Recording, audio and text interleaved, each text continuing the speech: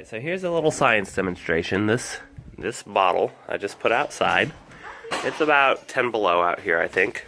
So we're gonna bring it into the house, go to the fire, and watch what happens when the bottle hits heat. Oh, look at that. How beautiful. No, I still felt that. No, we need Okay, you ready? For toast. Ready? with fruit. Good. Yeah, it spreads all over. And it gets so big that when you take it back outside, you can pop the lid and see it steam out. So then you leave it out here, And it shrinks. it begins to contract again.